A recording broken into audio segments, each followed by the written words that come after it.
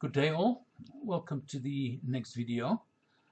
I am going to have a look at the exact function, or should I say the function called exact.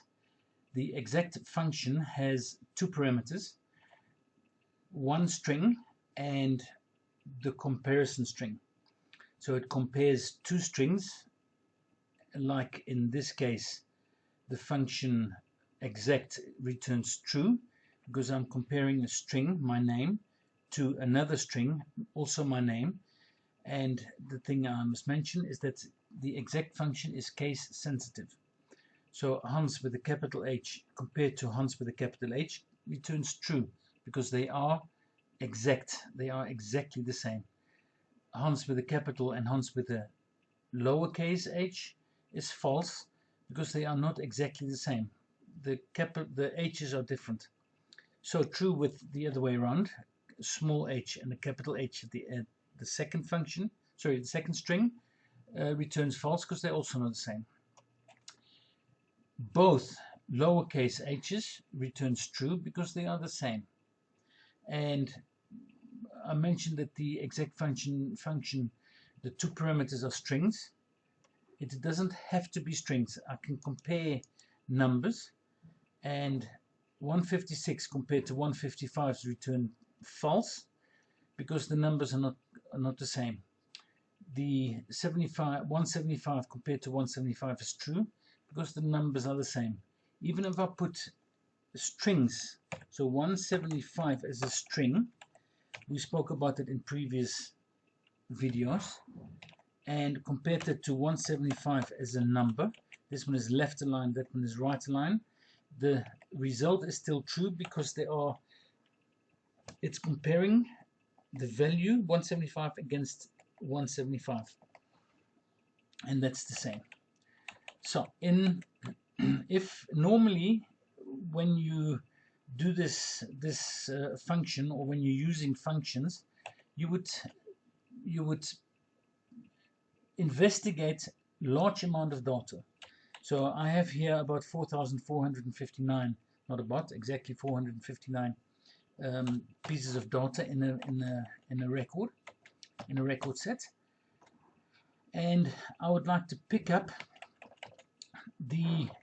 I'm going to compare each and every single record in this database to a string that I supply. Now, I haven't mentioned this, but the parameters in the exact function, or the parameters in any function, don't have to be plain strings. So I don't have to compare this string to that string. I can, or what I did here, I can replace each parameter with a function itself. So what I've done in this case, I'm using the exact function, but as parameters I'm using functions themselves. So in the first parameter of this exact function, I'm using a function called trim, and I'm taking away all the trim, takes away all the spaces, either leading or trailing spaces, from a string. And I'm doing the same, I'm trimming the string B5. Please note that the colors, when you go into a function and you press F2, the colors that refer to the parameters, the first parameter is blue, and the string that I'm comparing is also in blue, and the red one is the second parameter, which is red. So I'm using a function and I'm using two functions as the parameters in the exact function. Now the B1 is the string that I'm looking for in this database, and the second one, and by the way, that's why I anchored B1, because for each and every record in this database it changes, but not the B1. The B1 is anchored to B1 always. That's why B1 is anchored and B5 is not anchored, because if I go down, it must compare this one to B1. If I go down, it must compare B7 to B1. So every record that gets compares it to an anchored cell. So you see that the function is not true because it compares B5 to B1, or should I say the right way around, it compares B1 to B5. That is how this function is set up, B1 to B5. And the function, the first one is true because the what I've typed here is the same as what is in the database in the whole list. If I put a space, so I put in, I'm now in B5, so I just want to check, yes, B1 has got a whole lot of spaces. You see that there are, after the X, there are 4 or 5 spaces, but the trim function takes away those spaces. So when I compare it to this string that has no spaces, the trim has taken away the spaces of this string and compares it to a cleaned out string here as well. It has no spaces, but it's cleaned out anyways, because that's what the trim does. So it compares this string to this string. In the second function, or in the second comparison, I'm also using exact, but here I'm using the function left, and the left function has two parameters itself.